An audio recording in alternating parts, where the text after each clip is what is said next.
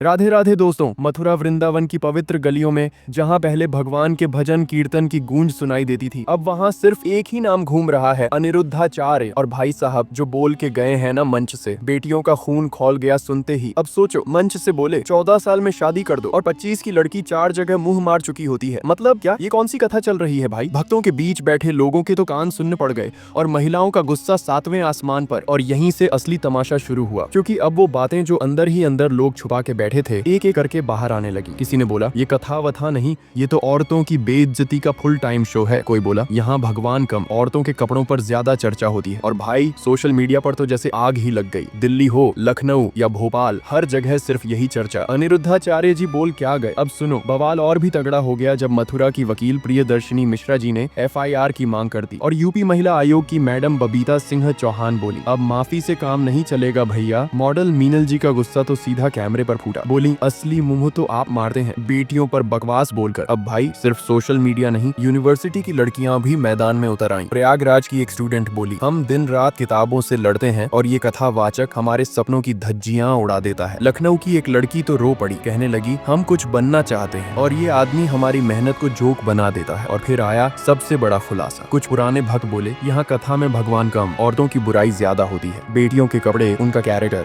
सब कुछ मजाक बना दिया गया है मंच पर। लेकिन इस बार बेटियां चुप नहीं रही, एकदम सीधी बोली सेवा के नाम पर गाली देना कहाँ लिखा है रे। अब सोशल मीडिया 2 हिस्सों में बंट गया। कोई बोल रहा है उन्होंने हजारों गरीब लड़कियों की शादी करवाई है, कोई कह रहा आश्रम में गायों की सेवा होती है। लेकिन बेटियों का सीधा सवाल, तो क्या हमारी बेइज्जती करके सेवा दोगे? मथुरा की एक गृहिणी ने तो साफ कह दिया ये कृष्ण की नगरी है, यहाँ बेटियों की बेइज्जती नहीं चलेगी। अब संत समाज भी 2 फाड़ हो गया। कोई बोल रहा है ये व्यासपीठ की गरिमा के खिलाफ है, तो कोई कह रहा है ये सनातन धर्म को बदनाम करने की साजिश है। लेकिन असली सवाल तो वही है ना, मंच से ये गंदगी बोलने का लाइसेंस किसने दिया भाई? और अब अनिरुद्धाचार्य जी भी बोले बात को तोड़ मरोड़ के पेश किया गया, लेकिन बेटियां कह रही हैं इज्जत पर हमला आधा नहीं होता। और सही भी है, अब लोगों को उनकी माफियों पर भी यकीन नहीं रह गया। कभी महिलाओं की सुंदरता पर टिप्पणी, कभी भगवान शिव पर बयान, अब ये नया मसला, हर बार माफी और फिर वही गलती। तो भाई भरोसा कैसे करें? अब महिलाएं सड़कों पर उतर चुकी हैं, कह रही हैं अब कथा नहीं बहिष्कार होगा। ये अब किसी एक लाइन का मुद्दा नहीं है दोस्तों, ये लड़ाई है इज्जत की, सपनों की और बेटियों की पहचान की। अब पूरा देश देख रहा है कानून क्या करेगा, बेटियों के साथ खड़ा होगा या भीड़ के पीछे छुपे उस कथावाचक के साथ। बेटियों ने तो क्लियर बोल दिया बोलने की आजादी हो सकती है, पर किसी की बेइज्जती करने की नहीं। अब आप ही बताओ, क्या ये धार्मिक मंच सिर्फ तालियां बटोरने के लिए है या वाकई समाज को सुधारने के लिए? नीचे कमेंट करके जरूर बताना। और हाँ, जय श्री कृष्ण।